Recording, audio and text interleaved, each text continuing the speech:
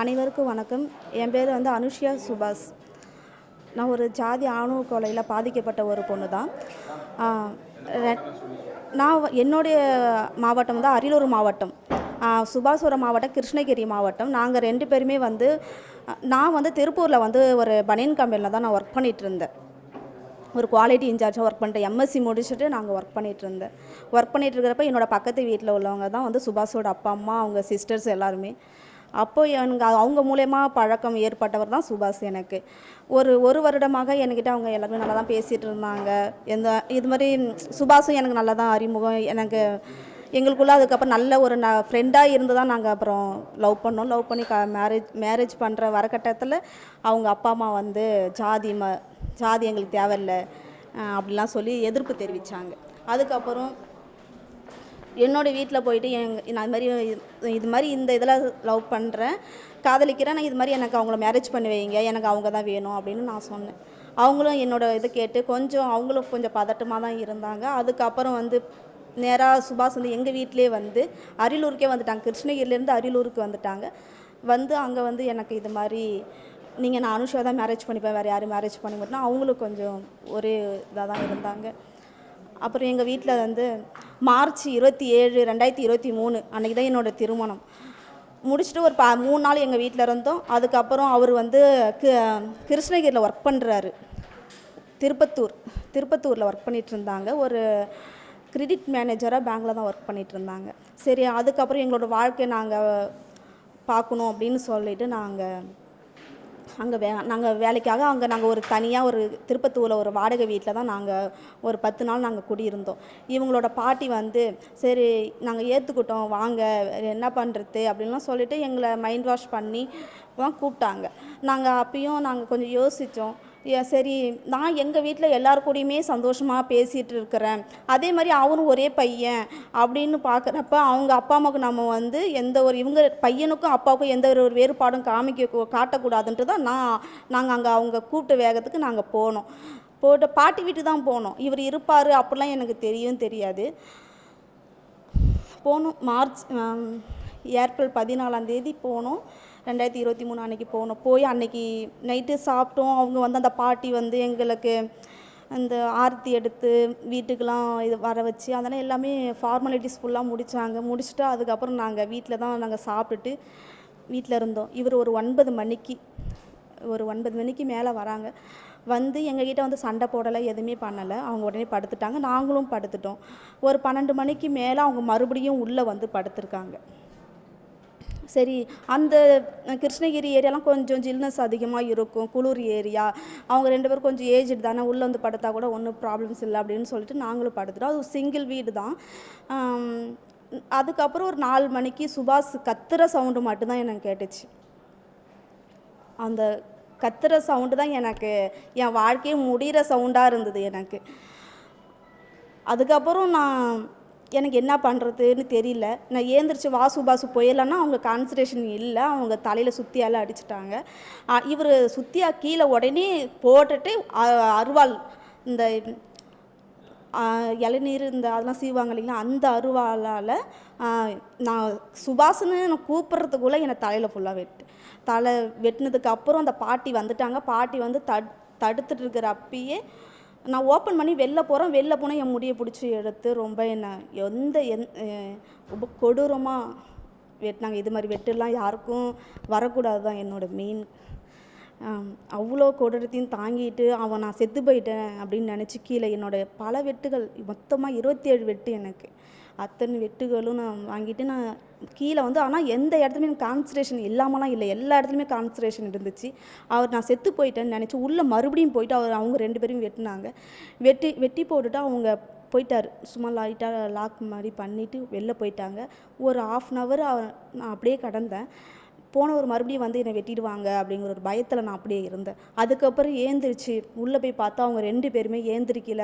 சுபாஷ் போகலாம், எனக்கு இங்கே யாருமே தெரியாது அப்படின்னு சொல்லிட்டு நான் அழுதேன், ரொம்ப கத்துனேன். எனக்கு என்ன பண்ணுறதுன்னு தெரியாமல் அப்புறம் எங்கே போகிறதுன்னு தெரியல. அவர் போன வழியிலே நம்ம போனோம்னா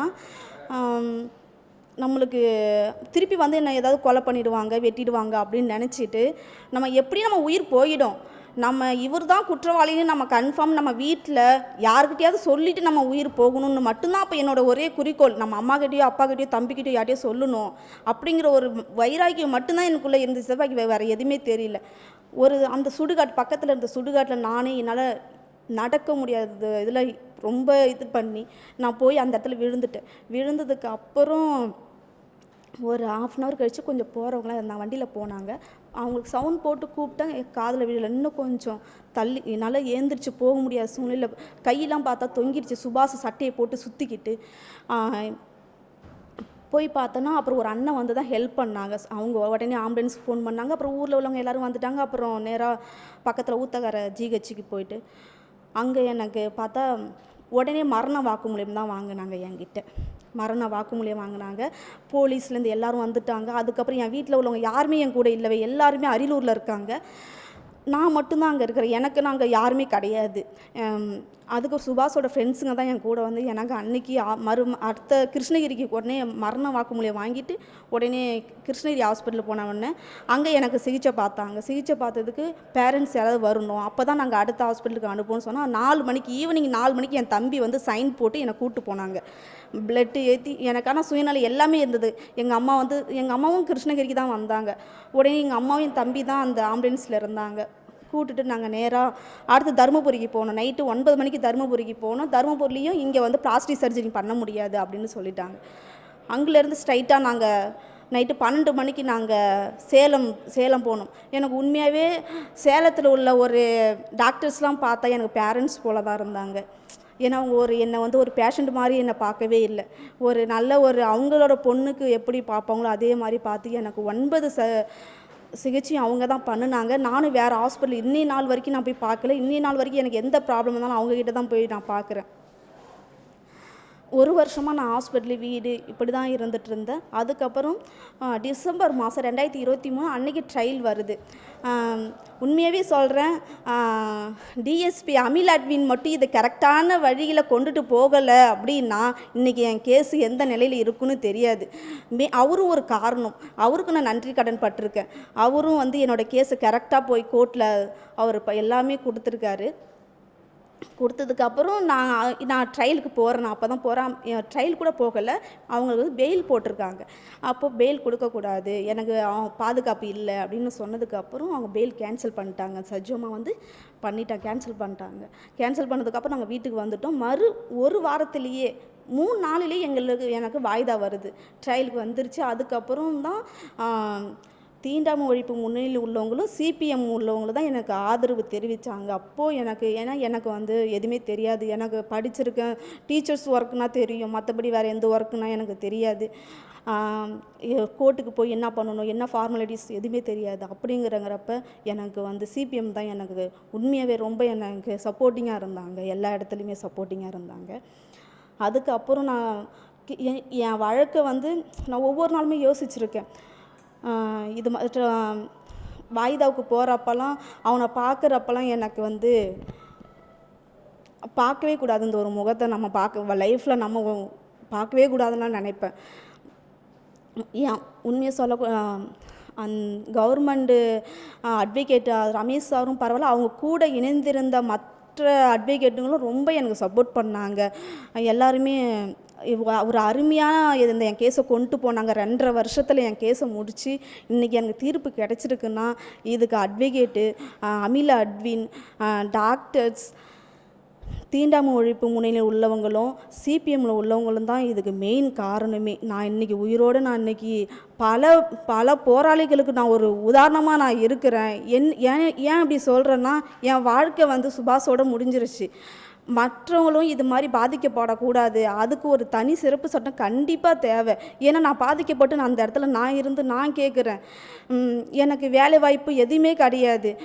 எல்லோரும் கேட்கலாம், எதுக்கு உனக்கு தான் வந்துருச்சு சட்டம், நீ எதுக்கு தனி சிறப்பு சட்டம் வேணும்ன்ட்டு. ஒரு தனி சிறப்பு சட்டம் இருந்தால் தான் எத்தனையோ பேர் பாதிக்கப்பட்டவங்க இன்னும் வெளில வராமல் இருக்காங்க. அவங்களும் வெளில வந்து அவங்களும் கோரிக்கை கேட்கணும் அப்படிங்கிறது தான் என்னோட குறிக்கோள். நான் கேட்டுக்கிறேன். அது மாதிரி தீண்டாமை ஒழிப்பு முன்னணி இருக்கிற ஒரு அமைப்பு போல் எல்லாருக்குமே பயன்படுத்த வேணும்.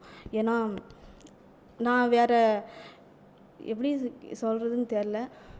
உள்ளவங்க அனைத்து தோழர்களுக்குமே ரொம்ப நன்றி.